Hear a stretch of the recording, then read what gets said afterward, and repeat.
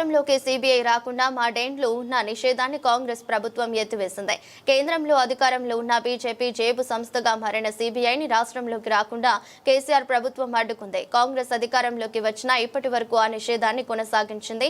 కానీ కేసీఆర్ పై బురద చల్లాలనే ఏకైక లక్ష్యంతో సీఎం రేవంత్ రెడ్డి ఆ ఉత్తర్వులను సవరిస్తూ తాజాగా ఉత్తర్వులు జారీ చేశారు. కాళేశ్వరం ప్రాజెక్టు విచారణ కోసమంటూ రెడ్ కార్పెట్ పరిచి మరి కేంద్ర దర్యాప్తు సంస్థను ఆహ్వానించారు. కేవలం ఈ ఒక్క కేసు దర్యాప్తునకు మాత్రమే సిబిఐకి ద్వారాలు తెరిచారు.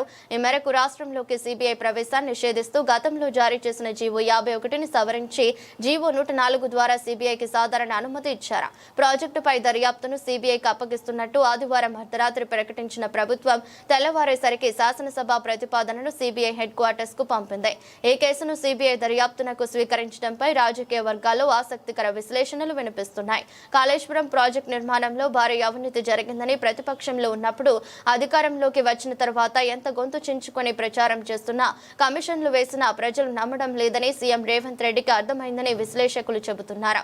అందుకే కేసును సిబిఐకి అప్పగించాలని నిర్ణయించినట్టు అభిప్రాయపడుతున్నారు. ఫలితంగా విరుద్ధంగా వచ్చిన కాంగ్రెస్ ప్రభుత్వానికి రాజకీయంగా నష్టం తక్కువగా ఉండటానికే ఈ నిర్ణయం తీసుకున్నారన్న విమర్శలు కూడా ఉన్నాయి. ఇదే సమయంలో సిబిఐ దర్యాప్తు అంటే సుదీర్ఘకాలం సాగుతుంది. అనేక కేసుల్లో ఈ విషయం వెల్లడైంది. ఈ కేసులోనూ సిబిఐ దర్యాప్తులు ఆలస్యం జరిగితే కేంద్రంలో అధికారంలో ఉన్న బీజేపీపై విమర్శలు చేయడానికి ఉపయోగపడుతుందని సీఎం భావిస్తున్నారట. అందుకోసమే తన చేతికి మట్టి అంటకుండా సిబిఐ పావును కదిపారని చర్చించుకుంటున్నారు. కాంగ్రెస్ చేసే విమర్శలను సిబిఐ దర్యాప్తును ప్రజలు నమ్ముతారా లేదా అనేదే ముఖ్యమని ఓ అధికారి పేర్కొన్నారు.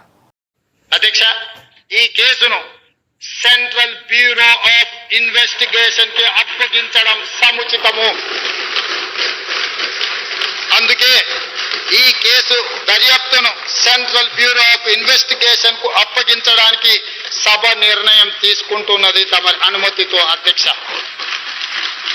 ఎన్నో రకాల అంశాలు విచారణ అర్హమైన విషయాలు ఇందులో ఉండడం వల్ల సిబిఐ ఎంక్వైరీకి మా ప్రభుత్వం ఆదేశాలు జారీ చేయనైనది.